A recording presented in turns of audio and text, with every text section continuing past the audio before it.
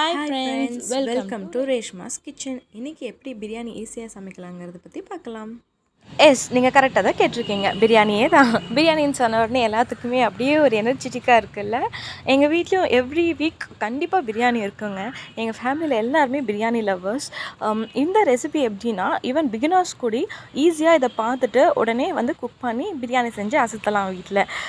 எப்படி பண்ணலாங்கிறத பற்றி பார்க்கலாம். அதே மாதிரி இதுக்கு தேவைங்கிற இன்க்ரீடியன்ஸ் எல்லாமே வந்து நான் டிஸ்கிரிப்ஷன் பாக்ஸில் டீட்டெயில்டாக நான் வந்து எக்ஸ்பிளைன் பண்ணியிருக்கேன். வாங்க நம்ம வீடியோக்குள்ளே போகலாம். இன்க்ரீடியன்ஸ் பார்க்கலாங்க. 2 வெங்காயம், 2 தக்காளி, 5 பச்சை மிளகாய், 1 cup mint leaves, 1 cup coriander லீவ்ஸுங்க. அதுக்கப்புறம் ஏலக்காய் 5 ஏலக்காய், அதுக்கப்புறம் ஒரு 7-8 கிராம்பு, அப்புறம் நீளமாக 4 துண்டு பட்டை, 2 பே லீஃப், மசாலா வந்து 1 spoon red chilli powder, 1.5 spoon garam masala, 1.5 spoon coriander powder, 1/2 lemon, 1 cup curd, 1/2 kg chicken. இப்போ வந்து சிக்கனை மேரினேட் பண்ணிடலாங்க. சிக்கன் வாங்கிட்டு வந்தோடனே வாஷ் பண்ணி மேரினேட் பண்ணி வச்சுட்டா நம்ம பிரியாணி சாப்பிடும்போது நல்லா அந்த உப்பு காரம்லாம் சிக்கனில் இறங்கியிருக்கும். ஃபஸ்ட்டு நான் வந்துட்டு கர்டு ஊற்றுறேன். கர்டு அந்த 1 கப்பில் கர்டு வச்சுருந்தாலே அந்த கர்டு வந்து நம்ம மிக்ஸ் பண்ணி சிக்கன் கூட ஆட் பண்ணிவிட்டு அப்போ அந்த லெமனை ஸ்பீஸ் பண்ணிடுறேன். 1/2 மூடி இருந்தால் போதும். அது ஸ்பீஸ் பண்ணிவிட்டு அப்புறம் நம்ம அந்த மசாலா எடுத்து வச்ச மசாலா எல்லாமே ஆட் பண்ணிக்கலாம்.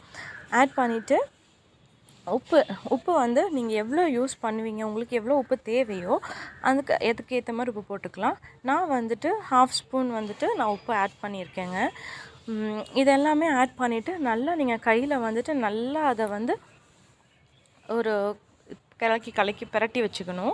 பிரட்டி எடுத்து வச்சுக்கிட்டு அதுக்கப்புறம் இப்போ நம்ம வந்து பேன் வச்சு அதில் கொஞ்சம் நெய், கொஞ்சம் வந்து ஆயில் சேர்த்த போகிறோம்.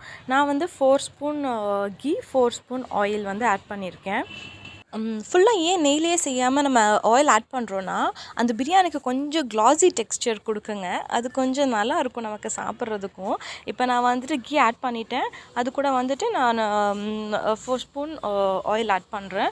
கொஞ்சம் நல்லா இதெல்லாமே ஹீட் ஆனதுக்கப்புறம் வந்துட்டு நம்ம வந்து ஸ்பைசஸ் வந்துட்டு ஆட் பண்ணலாங்க. ஆல்ரெடி நம்ம எல்லாமே எடுத்து வச்சுருக்கனால நமக்கு கொஞ்சம் ஈஸியாக இருக்கும். இந்த எண்ணெய் காஞ்சிருச்சான்னு கொஞ்சம் மேலே கை வச்சு பார்த்தா நமக்கு தெரியும். அந்த ஹீட் கொஞ்சம் இருக்கும்போது போட்டுடலாங்க. இப்போ வந்து நான் அரிசி ஊற வச்சுருக்கேன். 4 கப்பு ரைஸ் ஊற வச்சுருக்கேங்க. இப்போ எண்ணெய் காஞ்சிருக்கு. எண்ணெய் காஞ்ச உடனே நம்ம எடுத்து வச்சுருக்க ஸ்பைசஸ் எல்லாமே போட்டுடலாங்க. போட்ட உடனே அது நல்லா படப்படன்னு வெடித்து வருங்க. நல்லா அது படப்படன்னு நம்ம வெடித்து வரும்போது நம்ம பக்கத்துலேயே எல்லாமே கட் பண்ணி வச்சுருக்கோம். ஆனியன், டொமேட்டோ எல்லாமே எடுத்து வச்சுருக்கனால இது நல்லா படப்படன்னு வெடித்து வரும்போது நம்ம வந்து க்ரீன் சில்லிஸ் ஆட் பண்ண போகிறோம். க்ரீன் சில்லிஸ் 5 க்ரீன் சில்லிஸ் நான் எடுத்து வச்சுருக்கேன். அந்த 5மே போட்டுடுறேன். 5 க்ரீன் சில்லிஸ் போட்டுட்டு அதுவும் நம்ம ஃப்ரை பண்ணும்போது கொஞ்சம் அதுவும் படப்படன்னு வெடித்து வரும். அப்போ வந்து நம்ம ஆனியன் ஆட் பண்ண போகிறோம். 2 ஆனியன்ஸ் எடுத்து வச்சுருக்கேன் இல்லையா, அதை நான் வந்து ஸ்லைஸ் பண்ணி வச்சுருக்கேன்.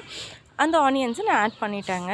அது ஆனியன்ஸை நல்லா வதக்கி விட்டுருங்க. மீன்வைல் நான் வந்து மேரினேட் பண்ணதில் ஜிஞ்சர் கார்லிக் பேஸ்ட் போட மறந்துட்டேன். 2 ஸ்பூன் ஜிஞ்சர் கார்லிக் பேஸ்ட் போட்டு அதை மேரினேட் பண்ணிடுங்க.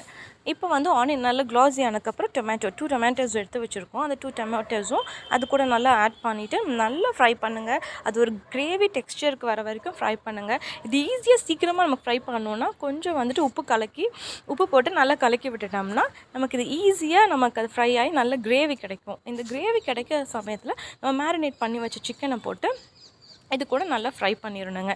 இதை வந்து நம்ம வந்து நல்லா டோஸ்ட் பண்ணி விட்டுட்டு நல்லா அந்த சிக்கன் டோஸ்ட் ஆகி பச்சை வாசம் போன உடனே இதை வந்துட்டு ஒரு குக்கருக்கு வந்துட்டு நம்ம மாற்றி இதை வந்து 3 விசில் வைக்கணுங்க. அப்போ தான் அந்த டேஸ்ட் நல்லா வரும். இது குக்கர் ஓப்பன் பண்ணி வாட்டர் ஆட் பண்ணிடலாங்க. இங்கே மெஷர்மெண்ட் நான் கொடுத்துருக்கேன். இப்போ நான் வாட்டர் ஆட் பண்ணிட்டேன். வாட்ரு வந்துட்டு நல்லா பாயில் ஆகிடுச்சு. நல்லா கொதிக்கும் போது நம்ம வந்து அது கூட ரைஸ் ஆட் பண்ணுங்க.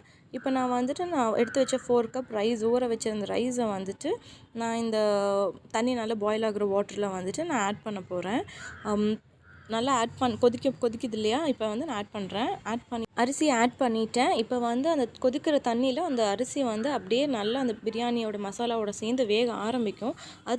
அது கூட வெந்து தண்ணியெல்லாம் அந்த மாய்ஸ்சர்லாம் போய் வற்றினதுக்கப்புறம் அப்போது இதை வந்து ஒரு நீட்ட பாத்திரத்துக்கு ட்ரான்ஸ்ஃபர் பண்ணிக்கலாங்க. இதுதாங்க மாடர்ன் டெக்னாலஜி தம்மு. குக்கரில் வந்து தண்ணியை ப்ரீஹீட் பண்ணிவிட்டு நான் வந்து அந்த பிரியாணி ஆட் பண்ண அந்த பாத்திரத்தை நான் உள்ளுக்குள்ளே வச்சு நான் க்ளோஸ் பண்ணிடுறேன்.